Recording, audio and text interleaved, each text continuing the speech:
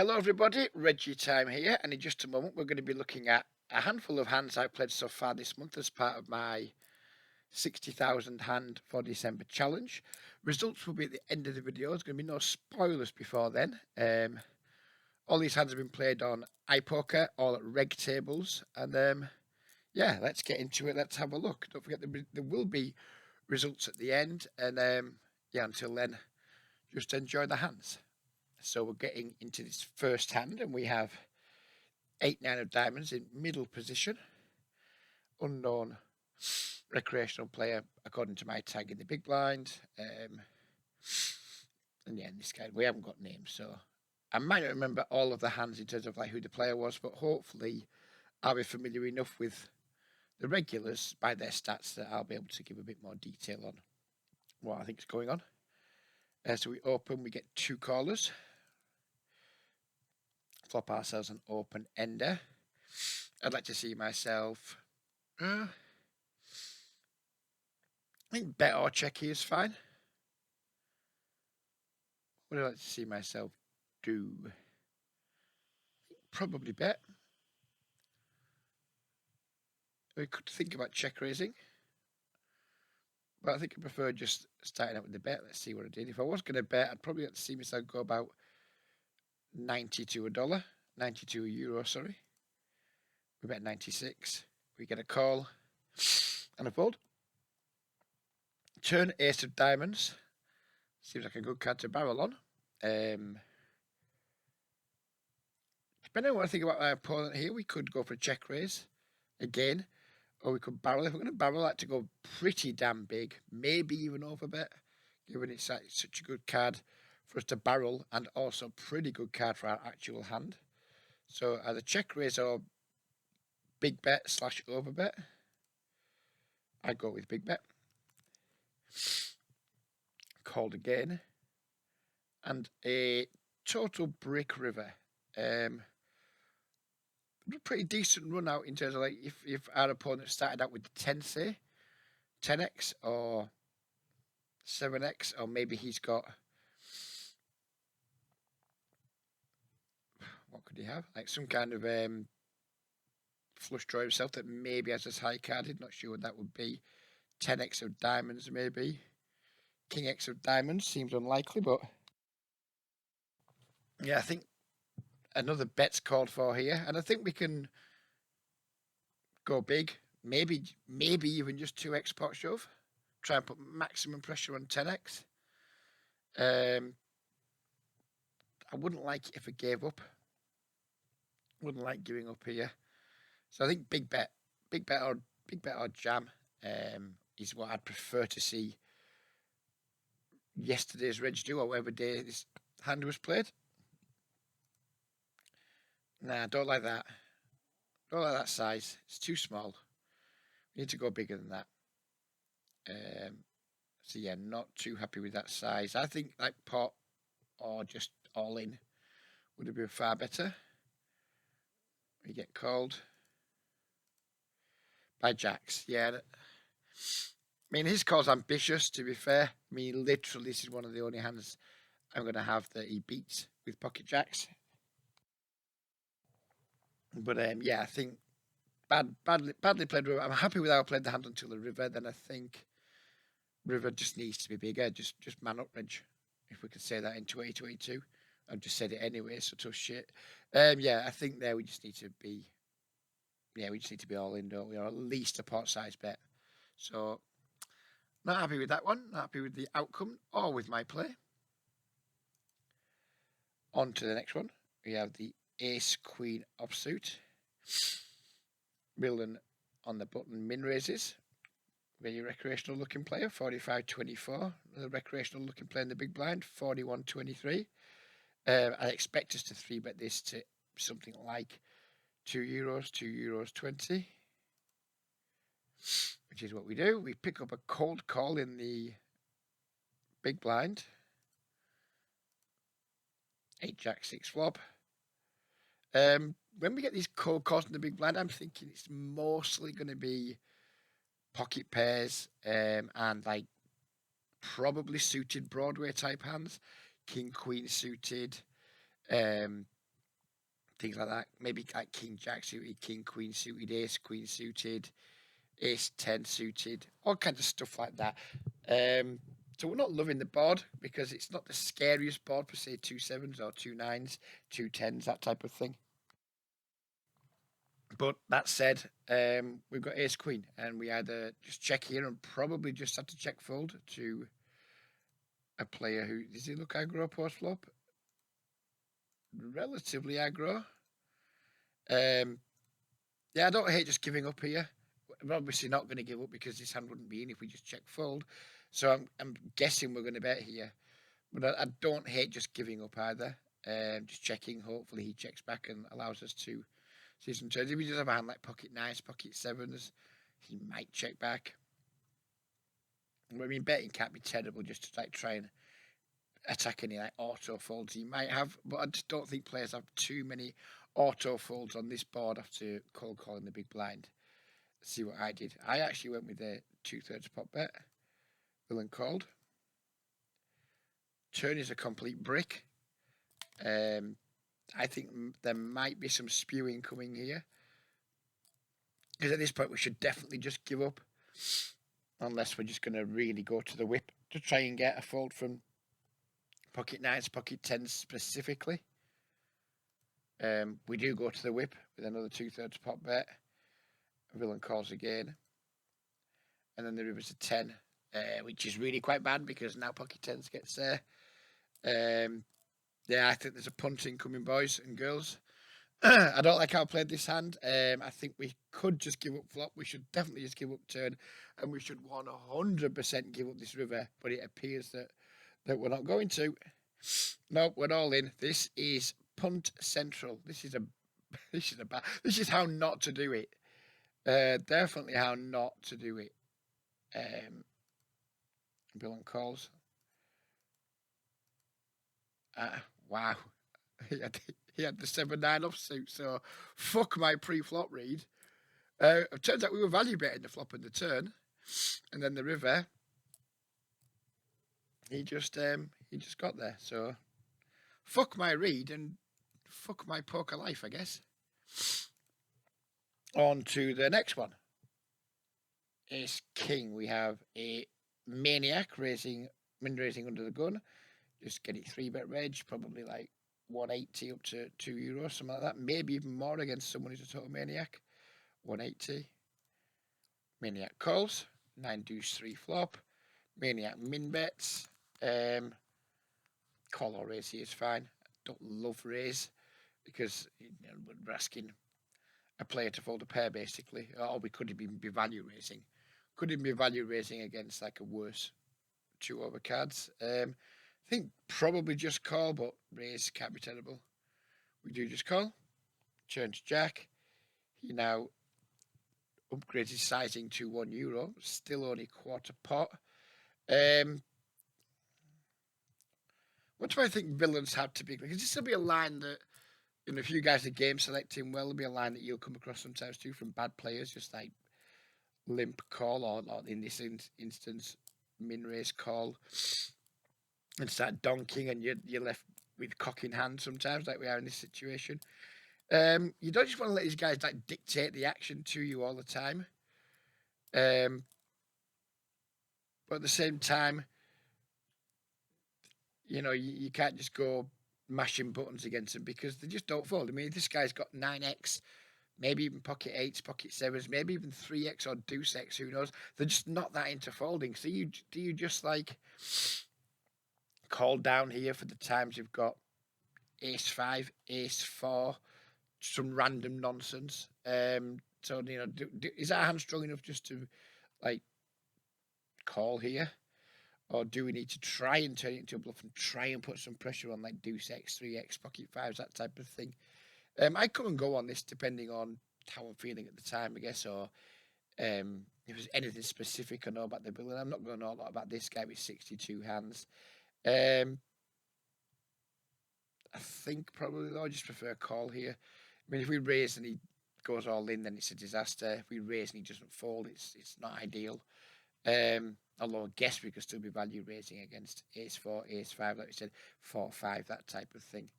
See what I did do. I did raise. Don't like that. He just call again. The river to 5.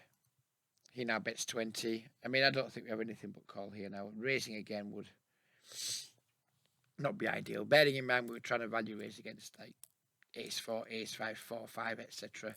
We're not trying to value raise against that, but if we were ahead, that's the type of hand we're going to be ahead of. The 5 changes that a little bit.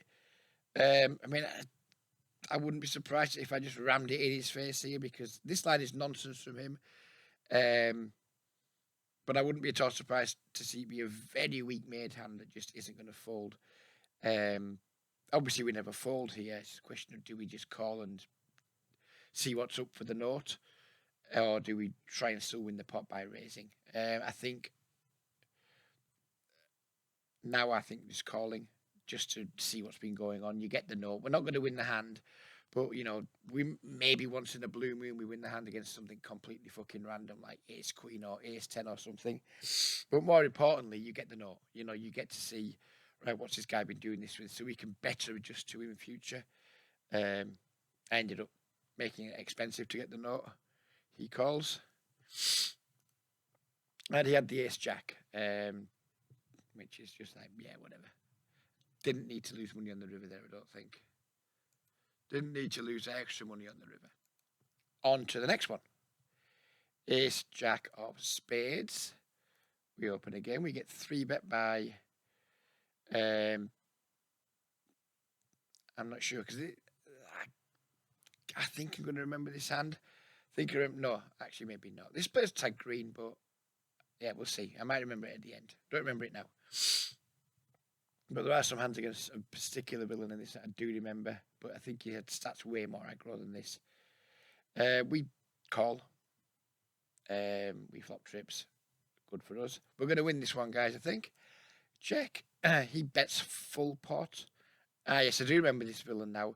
This villain might feature in a later hand. I think I already had to read. Why this is like just being 17 hands, I don't know.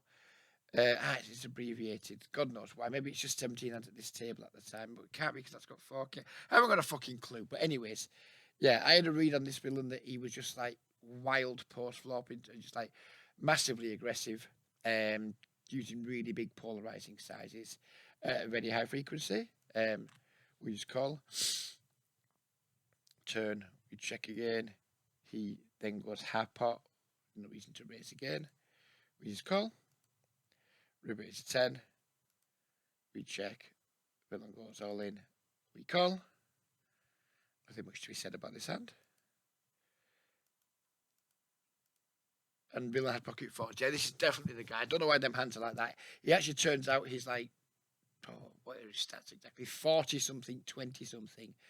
And his like post up aggression is just literally off the chart. Like his aggression frequency every street's like in the 50s and 60s. He uses pretty big sizes, and he does stuff like this. He is just like in there, just bashing away with like under pairs, maybe even just air. Sometimes he just doesn't let up. And now and again he does, but very rarely does he let up. This is kind of the dynamic we have where I just kind of check everything to him and then call down lighter than I would against most villains. When I'm out of position to him, it's a dynamic that maybe he's starting to adjust to. I'm not sure. Maybe not, because we have played several pots like a similar sort of way where I'm just giving him rope and he's just been taking it most of the time. But there's been a couple of pots recently where he hasn't taken it, and I don't know if that's him slightly adjusting to me or if he's just decided not to fire a bullet now and again. I'm not sure. On to the next time, we have the ace king offsuit. We have someone playing 27-27 of a small sample. Bear in mind, I could have had more hands than this. We just don't know. Opening, we're going to 3-bet, probably up to, I imagine, 11 or 12 blinds. 14 blinds, right? I must have done this for a reason. So these stats maybe aren't accurate because I wouldn't normally go 14 blinds from the small blind versus the 3x. So there'll be a reason for this that is escaping me at the moment. He calls. Flop ourselves top pair. Looks like it's a pretty damn good spot. Now it's just a matter of like how do we get all the money in, I guess. I think like probably we should be going something like anything from like say 150 to €2 here. Anything like that would be fine. If I've got a specific read that our opponent is weak in some way, which my larger than normal pre-flop 3-bet size might indicate, I wouldn't be surprised to see me go bigger here. I think standard would be I don't know, 160, 180, something like that. But I wouldn't be surprised to see me go bigger given my pre-flop sizing. Yeah, we do go bigger. We go with half, well, just under half pot. Milling calls. Turn. That's not an ideal turn card in a 3-bet pot. We lose two pairs. Unlikely he has King Jack. He can definitely have pocket queens. He can definitely have slow played pocket tens. He can have ace queen. He can have ace 10 suited. He can have pocket sevens. So all in all, I mean, even though we've got like top pair, top kicker here, and a gut shot, we are starting to get a little bit uncomfortable. But you know, we've got like less than a pot size bet. Sorry, just over a pot size bet left. Like what's that, pot on a third, something like that. Interesting spot here on the turn now because of like the SPR. What do we do? It's actually quite an interesting spot in terms of like, do we start checking? Don't think I like that much. Is villain likely to bet for value with a worse hand? Seems unlikely. Is he like us have many bluffs on this board? Like 8-9 suited. Maybe if we check, he starts to turn a hand like Jack 10 suited into a bluff. But to find bluffs here, probably villain's either going to have to float in some flush draws. And maybe start turning some 10x into a bluff. Maybe he's got a hand like King Queen, Queen Jack. That he maybe wants to turn into a bluff, but players just aren't doing that in these games, sadly. So I think when we do face a bet here, if we check, we're just going to be up against a better hand when villain bets an incredibly high amount of the time, and then we're not going to be able to fold. So if we're not going to be able to check, if we think that if we check and villain bets, we're going to be behind a lot. But then when we're ahead, he's going to check back a lot, and we're always calling when he bets. Are we better just to bet ourselves? I don't like any of our options here, but we've got to make a decision. And I think probably something like €6 and being really, really sick if he jams. I mean, it's taken me what now, like 2 minutes maybe to try and decide what to do. And in game, we don't have that. We have like at best 40, 50 seconds, and we've got other things vying for our attention. So who knows what I'm going to do here? I think this is like a relatively tricky spot. That typically would need more time than you get when you're playing. So who knows what I'm going to do here? But I think, all in all, I think bet 6. I guess just hope the call or hope for the call, or maybe even just be happy to take it down. I did go with a check. Willing bet 550. I mean, I guess we could go all in to try and like trap ace jack. Charge any semi bluffs he might have. I don't know. This hand's too difficult now. I think the problem with call is there might be some ribbers we don't want to deal with. If it comes a green one, if it comes a king, yeah, this is a shit spot. I wouldn't be surprised to see me go all in here in game flow. I wouldn't be surprised if I just took the easiest option, which is just all in and fuck it. We did just call. River's pretty much a break. I went checking, I guess, whenever folding. Call again. And villain has ace queen. So yeah, that's a tough spot. I'm not going to beat myself up for that one. Once that queen comes on the turn, it's a pretty rough spot for ace king. But we can't just go check folding top pair, top kicker very often in 3-bet pots after c-bet in top pair. Just can't be done really, I don't think. Check fold would have been ninja there, but yeah, I'm not always a ninja. Sadly, I'm not always a ninja. Ace king again. Raised under the gun from maybe someone who was known, but according to this sample, not.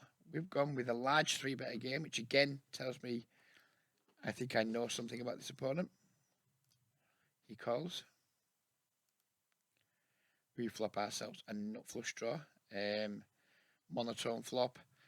Again, I think standard here would be to bet anything from 20% pot to say 33% pot. So what's that like? Anything from like €1 to €1.70. But we have chunks of equity, and if we think this plays a fish, we can just go bigger. We can also check raise. So I think like there's many options here. I don't mind which one of them I do. I go with the small bet.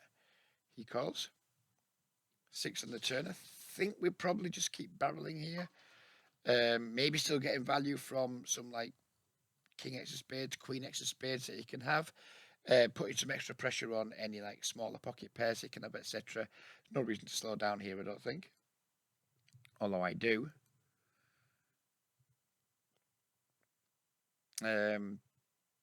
I can, if I raise here, I can imagine I'm setting this guy up for it. So there must be a reason why I've done this. Maybe I think he's like too aggressive on later streets. I don't, because I think not my stand line here would just be to bet. So the fact I've checked, I imagine I'm going to raise here, and it'll be me deliberately attacking or trying to attack something that I think I've seen in my HUD.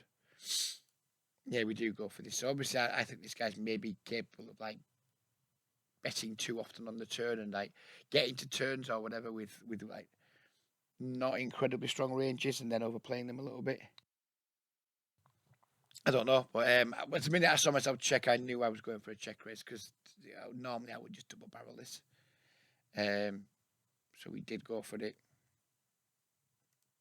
We didn't get there. And be like, I think this might have been that same guy from before. Let me just check a moment.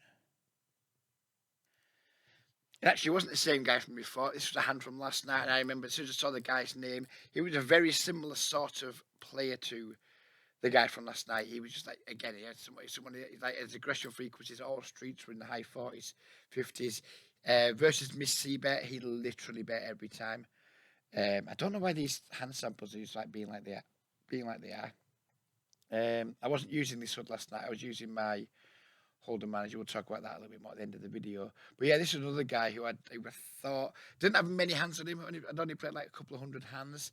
But he was hyper aggro. Again, his stats were something like 44, 26, something like that. And he almost never missed a bet versus a C-better versus a missed bet himself.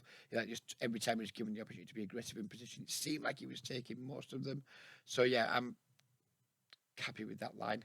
And that explains why I made a larger 3-bet pre-flop. Because this guy is just like an aggro fish. On to the next one. Pocket tens. And we open. Get a call out of the small blind from an unknown villain according to these HUD stats. Although he may or may not be unknown, who fucking knows. We get a good flop. When people call out the small blind, I tend to think mostly small pocket pairs and like some Broadway, some like offsuit Broadways, King, Queen, maybe some like King, Jack suited, etc. I think it's usually pretty narrow range from people who just aren't aggressive. That's my typical read on these situations. So I wouldn't be surprised to see Mr. use a larger bet size here. Yeah. All right, hang on, my phone alarm's going off somewhere. Hang on a moment. There we go, that's that sorted. So I decided to go with just half pot, which surprises me. I think against someone with the types of range I talked about, probably should go a little bit bigger just to like give ourselves a little bit of extra protection against the King Queen offs of the world, and also just get value from pocket fours, pocket sixes, pocket eights, deuces, etc. We get min raised. And again, I'd love to have had my actuals. I don't know why this HUD's not working. Because I wish I knew more about this guy than this HUD's showing us. Sadly, we don't. I elected just to call. Turn is an 8. He now goes large. I mean, this isn't a bluff very often, but we have a hand that beats value. We still beat pocket 9s, for example. We still beat 7x, although does 7x blast this turn, maybe, if it's afraid of the draws out there. It's an uncomfortable situation, but I think we're still calling. Rivers an 8, total break, pretty pleasing, because now if he has got some random like 7-5 or what have you, which I don't think exists in his range, but you never know. You can't rule it out. 5-3, 7-5. We've at least gone ahead of them. We're still beating like all flush draws, etc. With and if he's got the 4-6, which again I don't think features in his range, but you just never know. By the way, we just have a trivial call again on the river. Right, he goes all in for 2x pot. Maybe we don't have a call for 2x pot. Now, I wish. When was this hand played? I need to check this one again.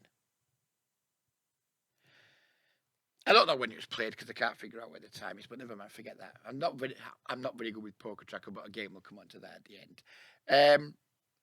Yeah, as played. I mean, if it's value, we probably beyond fucked.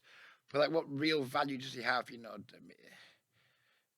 As we talked about earlier in the hand, I guess he has like all the sets, all the flop sets. He did check min raise the flop, which isn't really how I expect people to play. Say they had a hand like Jack 10 of spades here. Wouldn't expect them to do that, but you just never know. I think if we're playing well, I just find a fold here. When I'm not playing well, I never find a fold. This was a day when I wasn't playing well. We did call. We did get the call. Sorry, we did call the hand. And I guess we're just hoping to see the King Queen of Spades or something. Of course, I mentioned Jack 10 of Spades earlier. He can't have that because we've got it. Fuck off, Reg. You fucking idiot. Yeah, and unsurprisingly, Villain had a set. I don't think anyone's going to be too surprised to see that. On to the next one. We have the Ace Jack offsuit. We 3-bet to 9 bigs against this guy. I wonder where that is, because I think this is the guy who had the pocket fours earlier that just blasted off. So I'm surprised to have gone to this size. Every chance this was me misclicking pre-flop, because this wouldn't be a size I would typically use out of position. Normally I would 10 or 11x. So I don't know why we managed to find this size, but we have. 9-3-4. Check. Small bet. Just call, I guess. Turn 10. Check. If I call here, it must be the guy from who we think's like just. Let's have a look. See if we got more stats on the guy now. Yeah, this is the guy who just like blasts off. Look at his like flop aggression frequency 64, turn 74, river 65. I think we might be having some heroism incoming here. We call again. 5 river. We check. He goes all in. Yeah, this has to be that guy. Maybe this is too elaborate. Maybe we don't need to. Because remember last time when he did a similar thing, he just had like a weak made hand. Maybe I'm overdoing the adjustment here. Maybe I'm overdoing the adjustment because we're going to have a call incoming, I imagine. Otherwise, this hand wouldn't be being looked at. Yeah, we do call. Villain had the Jack Queen off. Yeah, I do make some quite wild adjustments time to time. If I think that there's just, if I think I've got like a read on somebody, I'm going to make some mistakes. But if you look at the like float bet 10 out of 12 on the flop, that's Poker Tracker's stupid way of saying bet versus miss C bet. I've been led to believe if that's not true, then by fuck I've been making some big mistakes. Turn we can't see because he doesn't do it. River we can't see because he hasn't given him the chance. But just like his aggression factors, his aggression frequencies, they're all literally off the fucking charts. Pre-flop 4 to 3 bet is what 13%. I'm just not willing to make folds to this sort of player. Maybe this adjustment is a little bit extreme and a bit wild, but that's how I roll. That is how I roll. 9-10 suit with min raise under the gun here, which is a bit weird. And unsurprisingly, we get punished by every cunt and his dog calling. It's just that same guy again, but with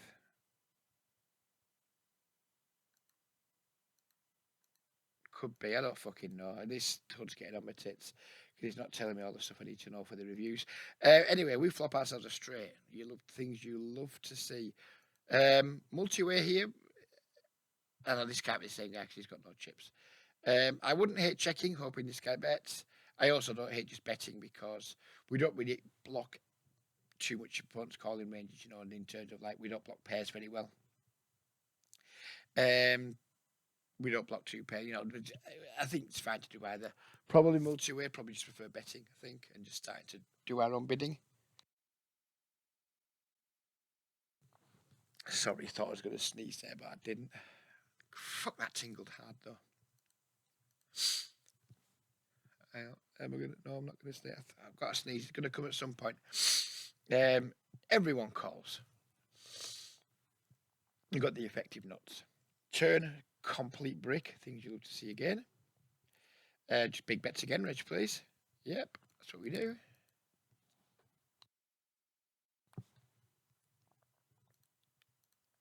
And we river the straightest of flushes. And villain puts us all in. Not much to say about this. Just call, lads. Just call and be really, really happy with the situation. And villain had the deuce 6, so not much to learn from that one, but we're happy to pick up the money. Pocket 9s here. Open 3-bet from a villain who's tagged yellow, so that means that's my tag for like Nitreg. Or basically someone not to pay off. But we can't fold, obviously, pre-flop. Flop ourselves. Not too bad. Certainly not a situation where we can fold just yet. So we don't. Turn. He's betting 60% pot again. And I think we can probably strongly consider folding right about now. Like did he start the hand with like not a full stack as well? Yeah, something I should have. I didn't notice this at the time. Did not notice that he didn't start the hand fully stacked. So maybe this is like a fish reg instead, or someone's just got tight stats, but he's just not a reg at all. I mean, given he's only got 345 behind, I guess we just go all in here and just hope he's got like ace king, ace queen. He's overplaying it, or fold, one or the other. I guess I can't have noticed his stack at the time because if I'd noticed I'd 345 behind, I would not have just called here. So I didn't notice his stack at the start. I can't have noticed it at the time. Then I mean now we just have to call, but we're thoroughly unhappy. I think we should just shove the turn or fold. Recalled. Aha, yes. I remember this. This villain quit shortly after. I can only assume he was tilted. Maybe he was like running out of money. Hence the not starting the hand with a full stack. Yeah, because this there's no way this is his normal play. I think this guy was just tilted. Maybe I noticed he was. I don't fucking know. There'll have been a reason why I decided not to fold versus someone with these stats. I mean, the guy's got a 4% 3-bet according to this. People with 4% 3-bets don't find the 8-7 off from the small blind. So yeah, maybe I'd noticed he was tilted or something. This could have been another adjustment from me. Or it could just be me trying to justify a pretty spewy call down. Ace 5 suited. Aha, this one I do remember. This guy was a pain in the cunt. Pretty fucking aggro. He was ISOing this guy a lot. And frankly, I was getting tired of it. So we decided to go with a 3-bet. We have to go relatively big. We're out of position. He's made it like 6 bigs almost, so we can't be fucking around. We've got to make it pretty big. So we make it like 24 bigs. He calls, which is unideal. We hit a 5 on a ready dry board. Mandatory c-bet, I think. So we do. We c-bet 1/3 pot. Calls. Turn to 4. We have showdown value against this guy. I don't think we can continue betting for value. So we check. Villain checks back. At this point, I'm thinking he's probably just got a hand like pocket nines or something. We're probably just going to check down and lose. River's a deuce. We check. You bet. And I remember this specifically thinking to myself, like, what value does he have here? Queen just goes in pre, I think. Ace Queen just bets the turn. I just didn't think he had value here very often. Then I think, does he like, if he does have a hand like pocket eights or pocket nines, is he then turn this into a bluff? He doesn't have 3x. We can all forget about the 3x of the world. Like ace 3 suited maybe, but we block ace 3 of spades. I don't think he has that anyway. Just why would he? I remember speaking at the time specifically, like literally, like what value does he have in this line, apart from maybe some like elaborate traps that were so strong in the turn they didn't need to bet. But I mean, what would that be? That'd be like what 8-7 suited. To guess might be a fucking thing once in a blue moon. I just wasn't in the mood to fold to this guy. I just thought he has enough, maybe like ace X of missed clubs, missed hearts.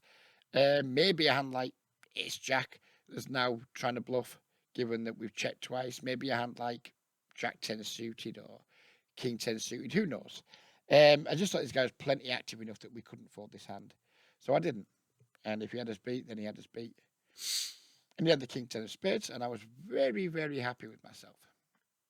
2 more hands to go. I promise you we are nearly done. Here we are. We've opened the A6 off on the button. And we get 2 callers. Check on the flop. Probably just checking back here, multi-way, I imagine. Yep, we do. Turn ourselves a flush draw. Villain decides to bet half pot. He's a particularly loose player, played a 70/20. I think call here is fine. I think raise here is also okay, given we have the nut blocker. I do go for raise this time. He calls. We river not the nuts, but for all you pedants out there, we do lose to some straight flushes. Villain pots it. We're all in. Nothing much to be said. He calls. He had the second nuts. How incredibly fascinating. On to the last hand of this video. We open the 10-8 suited middle position, which is very loose, but we do have 2 fish in the blinds. We get called by, I think this is one of the best rigs in the game. I think it's him. Looking at those stats, I recognise him. 2 calls. We flop ourselves top pair. I think we should probably have quite a lot of checks here, but I wouldn't be surprised to see myself bet for value versus the fish in the big blinds. All right, so he leads out. Do we now like raise to like just try and knock this guy out and just see what happens against this fellow? I mean, we're not raising for information, so to speak. We'd kind of, if we have the best time, we're trying to protect it. If we call here, we open ourselves up to a squeeze from this guy. Raising has some merit here. Not a lot, but has some. I do raise. And the big blind calls. Sorry, the small blind calls. We turn trips, which doesn't really change very much if we were behind. We've now gone ahead of like 7-4. And that's about it. Doesn't change anything else. He now checks. We just need to bet here, charge draws. If he is in there with a hand like pocket 6s or pocket 9s or something, then the 10 theoretically is a good card for him because it reduces the frequency. We've got a 10, etc. All that boring shit. He checks. We bet big. He calls. King on the river. He checks. Then it's just a sizing thing now, I think. What size do we want to go? Do we want to just like use a milky size to target his pairs between, say, the 4 and the 10? So like 5s, 6s, 8s, 9s, etc. I doubt we get called by a worse 10 when worse 10s are the 10-6. I mean, I suppose it's a thing, but not much of a thing. Do we just get greedy against his bluff catchers here and go all in? just in the hope that he just puts us firmly. I mean, this guy doesn't look like he's a recreational player. If he's put us on spades from the off, he might just call us down. It's either milky or greedy, isn't it? I think like smallest size you want to use here is like 60%, all the way up to all in. And I think 60 somewhere around pot or all. I think all are fine. Let's just see which one I went with. I did go with all of it. Willem did call.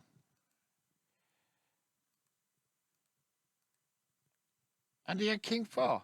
And King 4 off suit. So I guess that was a pretty good river for us. So that's the end of the hand review section. We're going to move into Hold'em Manager now, and we'll talk about that more why when we get there. So here we are in the Hold'em Manager section, and the reason I'm using Hold'em Manager is because for the first 11,000 hands of this month, I switched across to Poker Tracker. Mostly I went with Poker Tracker because that Hold'em Manager, it can be a bit buggy and they're not the quickest to improve some things. There's a few things I've been waiting on them to improve for a while. I raised the issue literally 5 months ago, still hasn't been fixed. But also, like Poker Tracker is what most people use, and I've been keen to make the switch for a while. And I did it, and I've felt like a fish out of water. You'll see by my results. Which spoiler alert now. Well, let's just go straight to the graph for the month anyway. Not ideal, but this is like whatever. We're up for the month. But this is the thing I really want to look at and look away. If you're a nervous disposition when it comes to a red line, look away now because what you're about to see is fucking horrendous, and I mean horrendous. It's as bad as it gets. Look at that red line; it's fucking atrocious, and it comes from me just not knowing my way around the hood. I mean, it comes from bad play. That's where it primarily comes from. Just me playing badly, but these are things I've tried to do at the start of the month, and I think I've tried to do a little bit too much at once. Because we're trying to play 60,000 hands in a month, and because, as we talked about in the previous video, I've got less time than ever to do it in because I'm expecting not to be able to play at least 5 days of this month. So I'm trying to put in my biggest volume month of the year in terms of hours played in a month where I have 5 less days to fucking do it. So maybe it's an ill-fated plan to begin with, but whatever. I'm a fucking idiot, and sometimes I make ill-fated plans. And so trying to do that, so try to significantly increase volume, so hours played and tables played during those hours, and then introducing new software where I don't know my way around the hood. And for too long, I let this go too long. I think we made the switch about here-ish, I think. I think I'll be able to tell when we look at the results section. Maybe the last 2,500, 3,000 hands have been played in Hold'em Manager, and I was just literally all over the place. I by the time I'd found the stat I was looking for, I was running out of time. So it was just like a thoroughly unrelaxing grind. It was awful. And as you can tell by the results, you can see they're not good. I mean, this session here was just a shambles. I ran a little bit bad, but I played fucking awful because I couldn't find the stats in time, and I ended up just getting frustrated and making some stupid bluffs and some stupid call downs. That was one bad session. That all pretty much all of that was almost all one session, which we'll see in a moment, and it was just fucking terrible. So then I dropped my table count, and we got back at a bit of an even keel, but I could feel myself I'm not going to make this volume goal if I don't do it, and maybe that shouldn't fucking matter. Then we just basically spent quite a while pretty much just breaking even. It's been a highly unsatisfactory start to the month. We played God knows what, 13.5, maybe nearly 14,000 hands, and at the moment we're not even up €100, which is pathetic.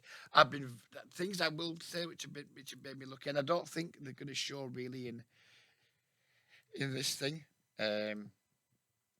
because on the site I'm on, I don't know exactly what rate back is because it comes out. The rewards come out in a couple of different ways, but already this month I'm pretty sure I've made 80 or 90 euros in rewards because I finished third in the leaderboard for 25 euros. I've cleared at least 2 bonus steps for 15 euros each. So what's that? That's 55. I imagine I made 60 to 65, maybe even 70 euros in rate back. I'm not sure what's going to show as in here. No, it's not showing anywhere near that, is it? That's showing us as making 41 rate back. It's definitely been more than that. So I've been lucky in terms of like rate back wise. This is probably somewhere up around here, like so maybe at 125. So like being at 125 in the first 5 days is like, nah, whatever. I'll take it. You know, but typically I average around 20 to 25 euros a day in these games. So theoretically, I'm probably about where I should be, but I've worked a lot fucking hard and worked a lot. That's bullshit. I've grinded harder because it's not work, is it? Well, it is. No, I'm not going. No, actually, I'm taking that back. I have worked a lot harder than normal. I'm not doing the job like not giving the job enough respect. There, saying it's not work. Because trust me, when you're running like this or playing like this and what have you, it is fucking work. What I have been doing lately, I've been rereading because I wanted to get like a good grind mindset. I dug out an old book from like the bottom of the pile called "Treat Your Poker Like a Business" by the late, but in my opinion, great Dusty Schmidt, who was known as Leather Ass at the Poker Streets back in the day. Sadly, he either passed away this year or last year. Early, he's a young man still, a relatively young man. And he was one of like the first proper hardcore like mass table grinders. I think he was doing it even before Nanonoko was, or maybe they were doing it at a similar time. I'm not sure, but so I dug that out, and one of the things he says in that book is, you know, the job dignifies the man, or the man basically, whichever way, right? Basically, what he's saying is, you know, when you say you're a poker player, say it loud and say it proud. Don't be ashamed of it. And this is something I was actually chatting with Duesenberg about the other week, about like how other people respond when we tell them that, well, what do you do for your like, or what, you know, basically what do you do? And most of what I do, and most of what he does is, oh, I'm a poker player. But then you'll say it and you'll like look at your shoes a little bit sometimes because it sounds like bullshit, even though it clearly isn't, because it's something I've been doing now, almost full time for 5 years, and for, you know, pretty much playing 100 hours plus a month for 15 plus years. So it is what I do. And most of my friends know that's what I do. But when you meet new people, you know, people ask me what I do, I always say I'm a support worker first, then I mention poker afterwards as like an afterthought, when actually and primarily I am a poker player. So I'm as guilty as that as anybody, I guess. But, you know, say it loud, say it proud. Anyways, yeah, I've been reading that book and it's inspired me to like keep the grind going this month, even though it hasn't been going great. But I think I should just have made the switch sooner to back to Hold'em Manager, because I just know where everything is in Hold'em Manager. When I look at my HUD, it just makes sense to me straight away. When I want to get to a stat quickly, I know exactly where to find it. I'm not like, oh, where's it at? I'm looking at the HUD, and in the meantime, tables are blinking at me. I've still got to make a decision here, and I'm ferreting around for 15 to 20 seconds looking for a fucking stat. It's very unsatisfactory. So I have switched back to Hold'em Manager, because I know what I'm doing more when I'm like looking at all these things for like analysing my own play too. So yeah, we're using Poker Tracker for basically I made $80 for a hand replayer so I can make videos. This is how it's gone so far. This is that like, I think it was Saturday afternoon session. I think after the horse racing where we just like basically torched off 6.5 buy-ins, which was not good. It was not pretty. There was many bad plays in that session. Many bad plays. Let's see if we can look at any of the hands where we just dumped it off. Well, that's a flush, so forget that one. There we raised and then bet shoved ace king. That's shite. Raise bet, check, shove. It was just shit. I just didn't know what I was doing against my opponent when I was in hands. There we just like for some reason we've just barreled off with queen. It was a fucking horrendous session. It was utterly horrendous, and I deserved to lose as much as I lost. It was maybe one of the worst sessions I've put in all year. It was horrendous. I mean, since then we've kind of steadied the ship a little bit, to be fair, and we're on our way to turning it around. We go back to the graph and we look at the red line since. Oh, actually, that's what we were to look at, wasn't it? We started back here on Hold'em Manager. This was like my last Poker Tracker session here. So the last 2,600 hands have been played using the Hold'em Manager HUD. So if we bring this red line thing back up, so that last 2,600. So what we're on there, we're on 13.8. So we want to get back to like 13.3, sorry. You want to get back to that, no, 11,500 hands or whatever that's going to be. There-ish. So from there, No, that can't be right. It's going to be further back because I think that was probably it. That was probably that little dip there was probably about the time we switched. Um, so then from there on, the red lines got significantly. We were starting to get a bit better anyway, but it's got significantly better. We're kind of like back. Like this first session back, it felt like I clicked right back into the groove. This one here, um, it just felt really good. It's like I got my hood. It's like putting a pair of comfy old shoes on. Like, oh, that's better. And it reflected in my play straight away. Whether it's just like it was really good for my mindset, so we had more confidence. There's obviously going to be some run good in there too. So we're not going to pretend otherwise. But it felt good. Then we played another session last night after midnight for another like whatever that is, nearly 3 hours. And fair enough, our hourly rate wasn't great, but we played pretty good. We ran, like a buy-in and a bit below EV. Or is it just a buy-in? Not about a buy-in below EV. But we're getting back to like more of the types of stats I want to be looking at. Like my 4-3 bet was getting back to where I wanted to be. C betting way more because I was like finding more spots to attack opponents that were displaying things to me that I could find straight away. My one-man saw flop significantly higher than it has been using PokerTrack, and again, this will be because I'm just doing a better job of trying to exploit my opponents because I know where I'm looking for in the hood. I know the stats I'm looking for, to try and exploit people, etc. And then crucially, we haven't been getting our ass kicked at Showdown as much. So yeah, so far I'd say the successful part of the month has been my volume. Played 13,500 hands already, just like 5 days into the month. We've only been able to play 3.5 days of the month because I had 1 day off for the funeral and I had half a day off after it for like recovering, and also because it was Saturday and there's just other things I do during the daytime on Saturday. So we've managed to play nearly 30 hours.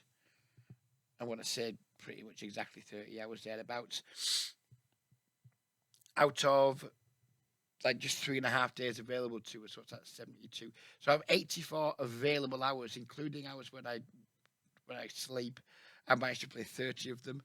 Whether I can maintain that pace, who knows? That will very much depend on, I'd imagine, the next few days' results. If we continue trending in the right direction, it will be quite easy. If we revert to this type of activity, then maybe it won't be. But I've probably played like 35 to 40% of my available hours. When I haven't been asleep or had other things to do. There's probably a small risk of burnout, but we'll see. But the thing is, if I want to like make the hands, what we've done now, we're not even a quarter of the way through yet.